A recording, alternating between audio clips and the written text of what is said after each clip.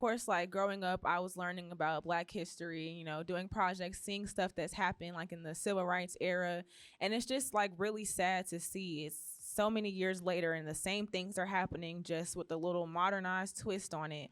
So it's really disheartening, especially knowing that like we were in a pandemic. Everybody's supposed to be quarantined, being safe, just trying to protect themselves and people they care about, but they're out here like killing people. Like it's just like, what are you really trying to do? Like, are you trying to save people or jeopardize them even more? So it just was really disheartening and kind of depressing to see, especially with social media being as big as it is now.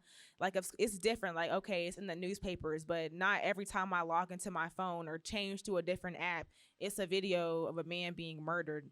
It just makes me feel not good.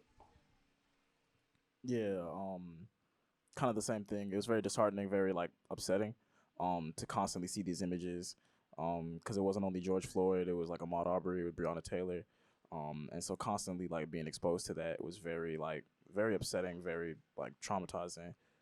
But at the same time, like seeing the response to it, um, I was like cautiously optimistic, I guess, because we've seen people like respond and like say Black Lives Matter, but don't actually do any work to like ensure that Black people are protected and taken care of.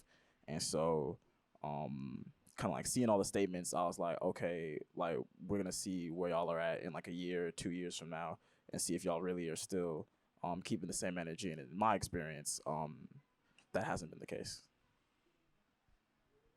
And so thinking about this, feeling upset, feeling depressed, being cautiously optimistic because sometimes just folks throw out a statement and they go back to their comfy neighborhoods.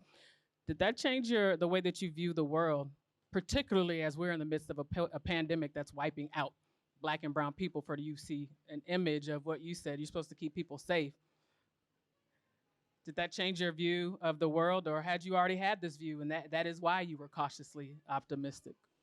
I feel like I kind of already had this view. Like I haven't experienced like racism or anything personally, but like hearing stories and seeing on social media, because even before George Floyd, there was a whole bunch of other police brutality incidents and stuff. So it kind of already was very like lenient, but just seeing it like broadcasted like that for everybody to see, that just made it even more like, yeah, nope, this is my little box and I'm gonna stay in it. It just makes it seem a little bit way more real. Like it was already real, everything was happening, but just to have to see it like that everywhere you go, you can't escape it.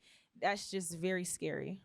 What is that little box? Is it safety? Is it peace? Or I don't want to Mm. put you on the spot, but you said stay in my little box.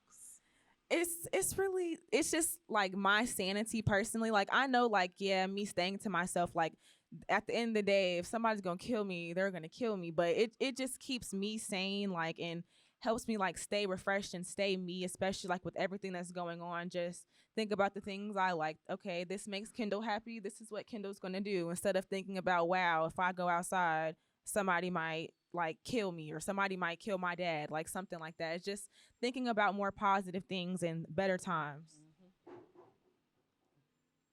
All right. I want to hear from you. You have a very different person. Well, we're all young at heart.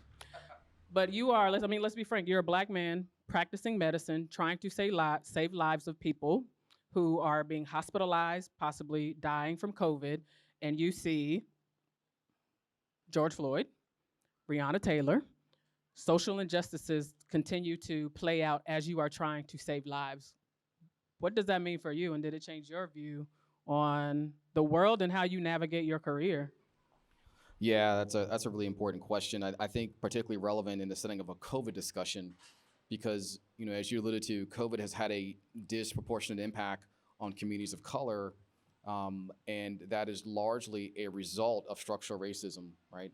The same mechanism that contributes to Breonna Taylor and George Floyd and the long list of people who have been unfairly and unjustly killed by police, and but the same way that we are in a place where police feel justified to behave that way because of a perceived threat simply because of my blackness, that same mechanism, that same structural racism that drives that is why we see so much more heart disease killing people of color, and why we see so much kidney disease and so much liver failure, right? These same mechanisms that have been around for generations that impact where we live, how we live, what access to care we have, you know, what type of jobs do we have, what kind of educational opportunities we have. All of that sort of contributes to this milieu that leads, unfortunately, to outcomes like George Floyd. And so, you know, as a physician who has seen that over and over again, repeated in my patients and in the population and in the community that I serve,